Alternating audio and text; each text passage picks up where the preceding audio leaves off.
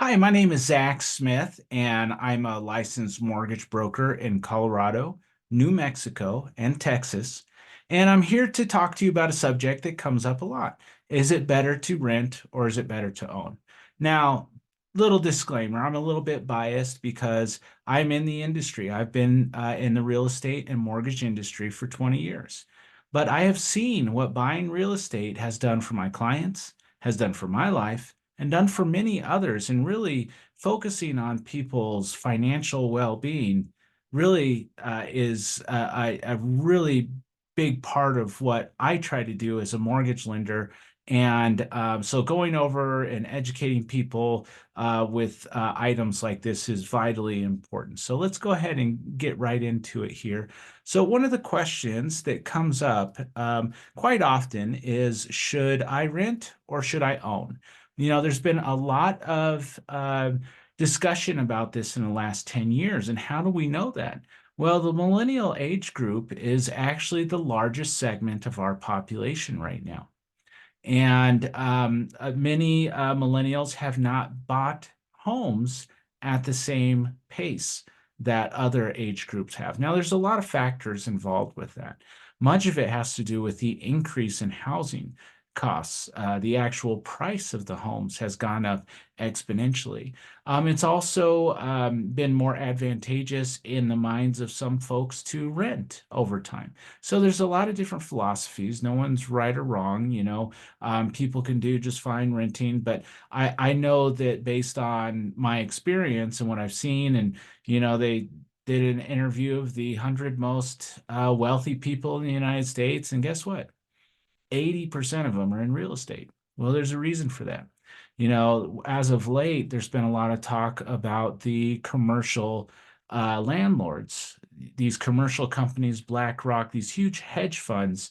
And keep in mind, when you're working for a hedge fund, your sole purpose is to make money. And they've become very, very good at it. So, what did they decide to do during the 2020, 2019, 2020, during the pandemic?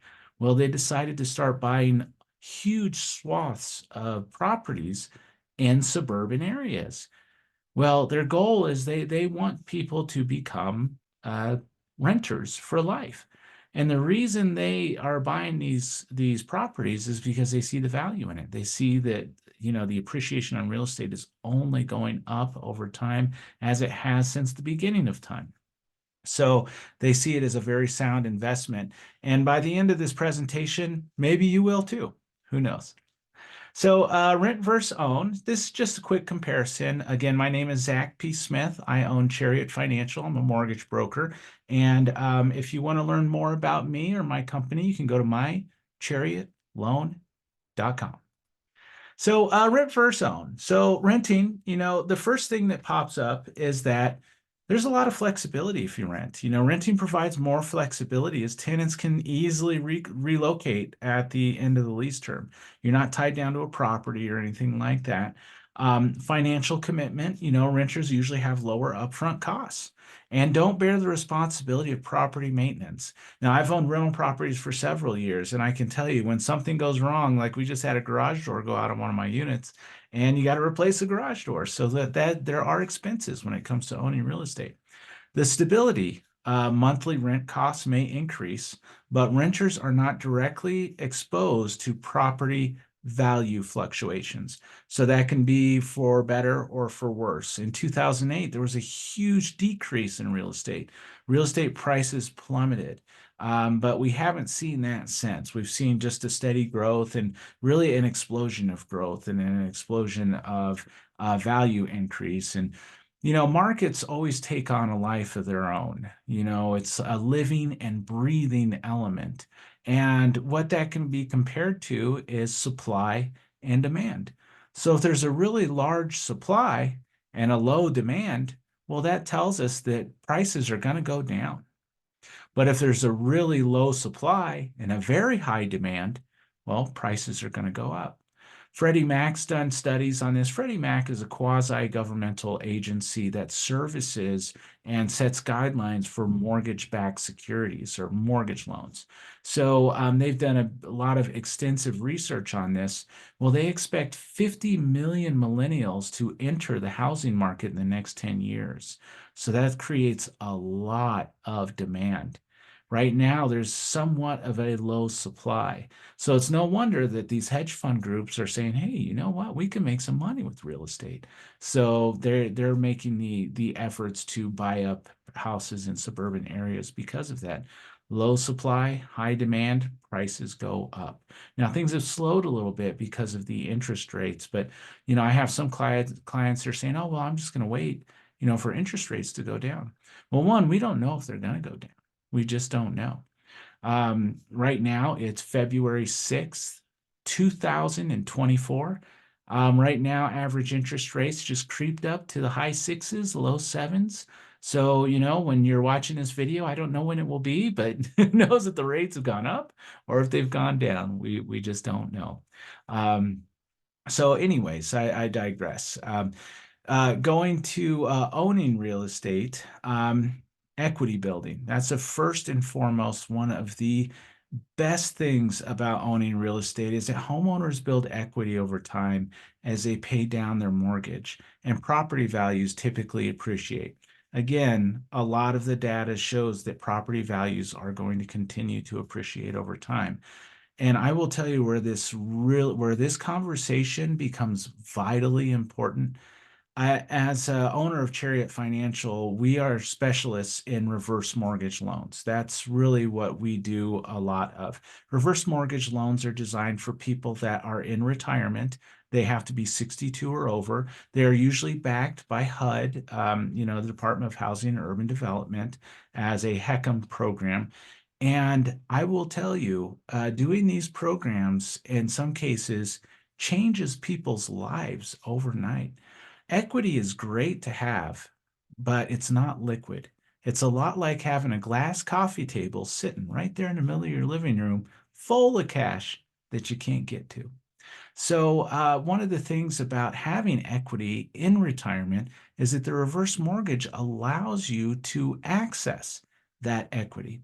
Now, had you been a renter your whole life, you don't have that option. The reverse mortgage is literally changing people's lives and bailing them out. Also, it's securing people's nest egg so that they can pass on a higher net worth to their heirs. Again, if you're renting for a lifetime, you don't have that option. So I do get on my soapbox a little bit with my first-time home buyers to really try to impart on them the great and immense value of owning real estate. Stability. Ownership provides stability, allowing individuals to establish roots in a community. We'll go over more of that here in a little bit. Control. Homeowners have the freedom to modify their property and make it their own, subject to local regulations, of course. If you're in an HOA, you can't paint your house bright orange or something like that. They may frown upon that. Investment potential. Real estate ownership can be an investment with potential for long-term gains, in particular passive income. If you want somebody to talk your ear off about being financially stable in your older years, sit next to a financial planner and have them talk to you about passive income. What is passive income? Well, passive income is making money when you sleep. It's money that you're receiving, but it's like if I'm an international recording artist and I come up with a jingle and it gets played all over the world, well, I'm going to get royalties for that. That's called passive income. It's money that you're making while not having to actually work for that money. It's like when you rent out a house. You rent out a house and you're cash flowing on that property, meaning that you're renting it out for more than what your mortgage payment is. Let's say your mortgage payment is $2,000 and you rent it out for $2,500. Well, $500 of that each month is called passive income. And if you can create passive income while you're younger, your retirement age is going to go much, much easier. So here's some statistics, prices for the last 20 years. And this is based on Colorado. This is where I'm at, but this can be duplicated in every single market. Average, maybe not the exact figures, but for the most part, the appreciation. Average Colorado home price in 1994 was 322,000. The average Colorado home price in 2023 was 838,000. So in 20 years, prices have gone up $516,000. So what does that mean? Let's say you bought a house for $322,000 in 1994. Well, one of the things that happens with life is that you have to pay for housing. Usually that's our largest expense, unless you're living with family members or you're couch surfing, as they say, or if you're a wook, can I borrow everything, man? So, so those folks who are couch surfing or, maybe not paying rent, but most of us are paying housing. Most of us are paying rent. And that's one of the things that I really talk to my first time home buyers about is, if you're paying rent right now, you're still paying a mortgage. You're just not paying your mortgage. So that's one of the things to keep in mind is that this person who bought in 1994, they're paying housing no matter what. I mean, they're going to, whether they're renting or owning, they decided to own. Well, 20 years later, they've gained 516,000. And I have the link there as to where I derived all of this information so that you can do the research on your own. But boy, I'll tell you, if I was renting from 1994 for 20 years, I sure would like to have $516,000 to show for it. When you're renting, you really don't have anything to show for it. So the rent amount over the last 2 years is two bedrooms. So average rent in 2004 was $800 a month. That's pretty low. Average rent in 2024, 1907. Now that is very conservative, and that's for a two bedroom. So it's been about a $1,100 increase in rent over the years. Now, it all depends on where you're renting, how many bedrooms, all that stuff. So renting versus own continued. So if you were renting since 2004, now total median, and what I did was I just took 800 and I took 1900 and I took the middle number. So 1353 per month. There's no way you can find any place to rent. Well, probably one bedroom, one bath, studio, something like that in Colorado for 1300. But let's just give the benefit of the doubt and use a very conservative number of 1353. And that's again the middle between what the current average rent is and what the current average rent was in 2004. So approximate tax benefits, zero. You don't get any tax benefits for renting property. Total equity, what have you gained in that 20 years besides, knowledge of life? You haven't gained any equity over those 20 years. So if you owned since 2004, total mortgage payments, and again, we're being conservative here, we'll say principal and interest is 1897. So you've paid into it over 20 years, you paid into rent about $324,000. So you may have saved a little bit, because back then, if you're renting something for $800, you're not paying as much as it would cost to own. It was cheaper to rent than it was to own. Owning since 2004, you paid a lot more actually, because your payments probably on an average, three-bedroom home, we're talking like 1897 per month, something like that. And you've paid into it about $455,000 over those years. So you paid a little bit more. Well, one of the beautiful things about owning real estate are some of the tax benefits that you receive from that. So during that time, because you're able to write off a large portion of the interest on your mortgage for your taxes, you would have had a total tax write-off at around $313,000. Now, basically what that means is the income that you make, you subtract that. So let's say you make $100,000 a year, but you paid $10,000 in mortgage interest. Well, then you're only taxed on 90,000 instead of that 100,000. So it creates a great tax benefit for you. not to mention the equity. Over those years, $665,000 of equity you would have gained if you purchased in 2004. It's such an incredible way to build wealth over time. And if you are thinking about starting a family or something like that, it's one of the great ways to pass on wealth as you age. So let's continue here. So, one of the things that I don't think is talked about enough about owning real estate are the social impacts of owning real estate. Having stable housing is a huge benefit for our culture and for our community. And here's why: homeowners move far less than renters.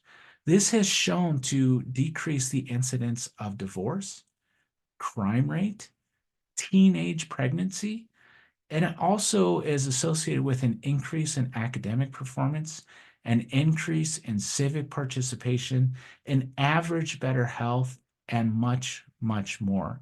I have the link to the studies that were done in regards to this. If you have questions, you can always reach out to me too. I'm happy to share these slides with you as well.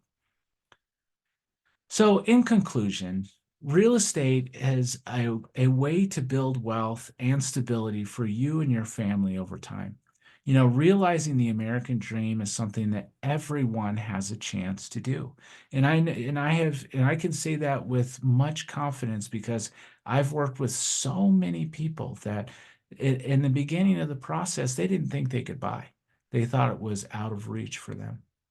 And one of the things that I like to do is I like to show people, and, like we say, if you apply for a mortgage, let's just find out where you stand.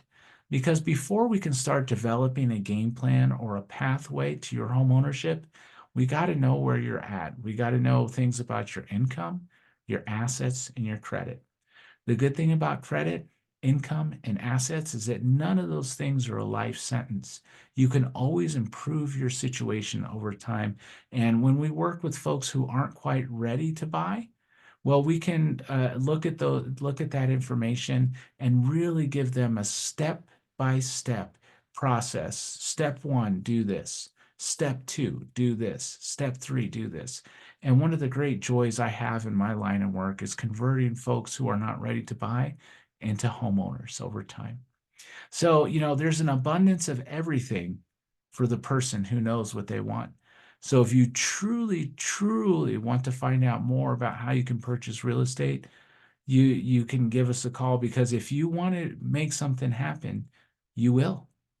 You will. So feel free to call me anytime. Once again, my name is Zach Smith. I own Chariot Financial. You can reach me at 720-502-3278, or you can visit mychariotloan.com. Thank you so much for your time today. I hope you got something out of it, and I hope you have a great rest of your day. Thank you so much.